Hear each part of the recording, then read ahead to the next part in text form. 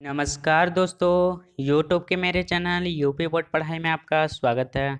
अभी तक आपने मेरे चैनल को सब्सक्राइब नहीं किया है तो प्लीज़ मेरे चैनल को सब्सक्राइब करें तथा बेल आइकन को दबाना ना भूलें। अगर यह वीडियो अच्छी लगे तो लाइक ज़रूर करें तथा कमेंट करके ज़रूर बताएं कि आपको यह वीडियो कैसी लगे तथा इस वीडियो को अपने दोस्तों में जितना से जितना हो सके शेयर करें। तो आज हम स्टार्ट कर रहे हैं क्लास 11 का हिंदी। और हिंदी गद्य में हमारा पहला जो लेसन है वह भारतेंदु हरिश्चंद्र जी का है। तो भारतेंदु हरिश्चंद्र जी का हम लोग आज जीवन परिचय स्टडी करने वाले हैं। तो मैं जिस हिसाब से बता रहा हूँ, अगर उस हिसाब से आप एग्जाम्स में लिखेंगे तो जो टीचर है वो भी नंबर काट के भी नहीं काट पाएगा, मतलब कि वह नंबर काटना भी चाहेगा तो नहीं काट पाएगा, क्योंकि यह एक ऐसा तरीका है लिखने का जो कि टीचर लोग भी प्रसन्न हो जाते हैं, मतलब खुश हो जाते हैं देख कर ही कि बच्चा अच्छा लिखा है। तो चलिए देखते हैं कि कैसे लिखना है। तो यह जो भारतेंदु हरिश्चंद्र जी का जीवन परिचय है वह क्लास 9th 10 और 11 के लिए भी इम्पोर्टेंट है। मतलब कि भारतेंदु हरिश्चंद्र जी का जीवन परिचय क्लास 9th में भी इम्पोर्टेंट है, क्लास 10 में भी इम्पोर्टेंट है तथा क्लास 11 में भी इम्पोर्टेंट है। तो यह जो भारतेंदु हरिश्चंद्र जी का जीवन परिचय है वह क्लास 9th 10 और 11 के लिए है। तो चलिए इनका जीवन परिचय हम स्टडी करते हैं। तो सबसे पहले आपको भारतेंदु हरिश्चंद्र ऊपर लिखना है, इसके बाद आप जीवन परिचय हेडिंग डालेंगे। तो अब जीवन परिचय में जिस प्रकार मैं बता रहा हूँ उसी प्रकार आपको एग्जाम्स में लिखने हैं। तो जीवन परिचय में इनका सबसे पहले हम इनके जीवन के बारे में लिखेंगे, फिर उनकी भाषा शैली के बारे में लिखेंगे, फिर उनके रचनाएं के बारे में लिखेंगे।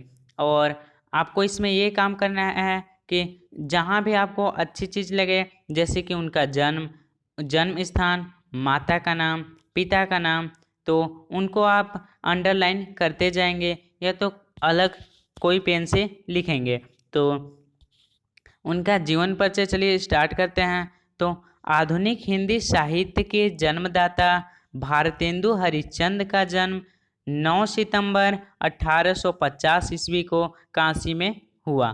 तो यह 9 सितंबर 1850 को ईस्वी को आप अंडरलाइन करेंगे और काशी में हुआ, मतलब काशी को आप अंडरलाइन करेंगे। इससे यह होगा कि जो टीचर होगा वह आपकी 9 सितंबर 1850 की ओर ज़्यादा आकर्षित होगा, मतलब कि वह दिखाएगा कि जन्म हमारा सही लिखा है तो वह आपको नंबर दे देगा। तो उनकी माता का नाम पार्वती देवी तथा पिता का नाम गोपाल चंद्र था। तो इसमें आप पार्वती देवी तथा गोपाल चंद्र को भी अंडरलाइन करेंगे। 5 वर्ष की आयु में ही इनके माँ तथा 10 वर्ष की आयु में इनके पिता का मृत्यु हो गया था। ये माँ व पिता के सुख से वंचित रह गया। इनकी बीमाता इनको प्यार नहीं देती थी। इनका लालन पालन का भार दाई और नौकर पर था। ये बनारस के ही क्वींस कॉलेज में 3-4 वर्ष अध्ययन किए।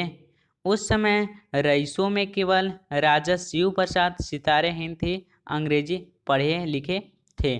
तो आपको राजा शिव प्रसाद सितारे हिंद को अंडरलाइन करना है। अंग्रेजी सीखने के लिए ये उनके पास जाया करते थे।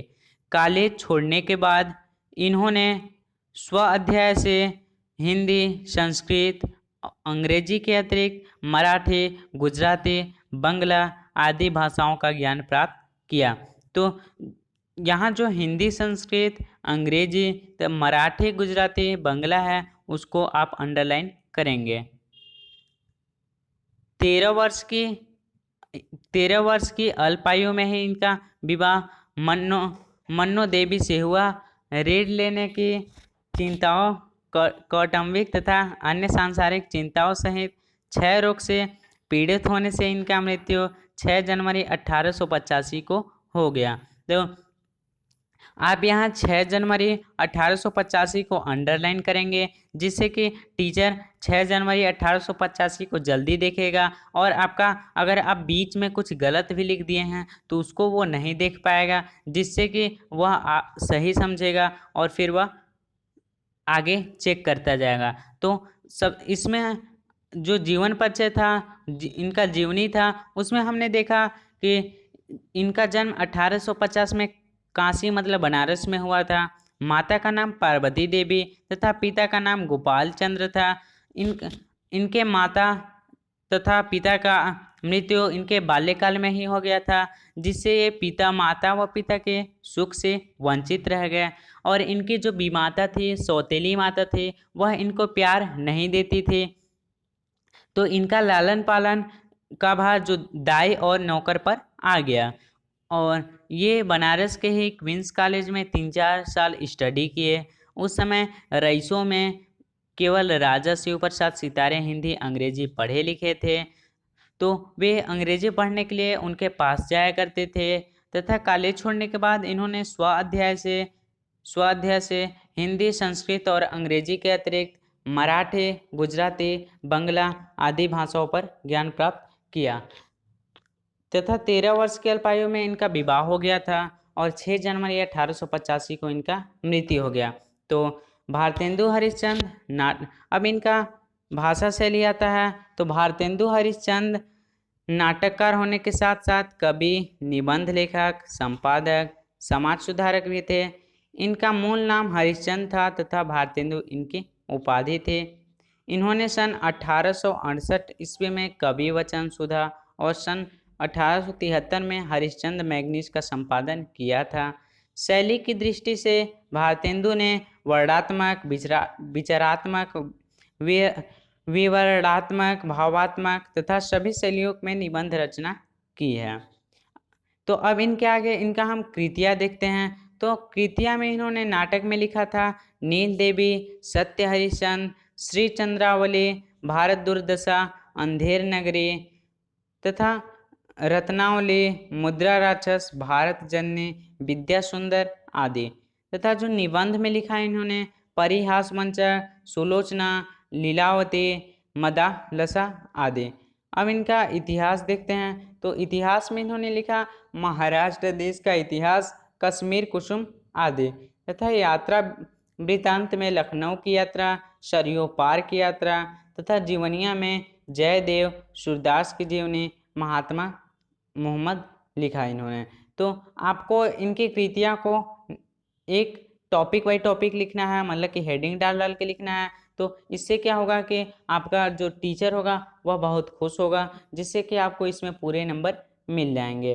तो आई होप आपको मेरे लिखने का तरीका और मेरी वीडियो पसंद आई होगी। तो अगर पसंद आई हो तो प्लीज़ लाइक ज़रूर करें तथा अपने दोस्तों में जितना से जितना हो सके शेयर करें। और अभी तक चैनल को सब्सक्राइब नहीं किया है तो प्लीज़ आपसे रिक्वेस्ट है कि चैनल को सब्सक्राइब कर लें। तो आज के लिए बस इतना ही दोस्तों, फिर मिलेंगे कल एक नई टॉपिक के साथ। तो thanks for watching the video. Thank you.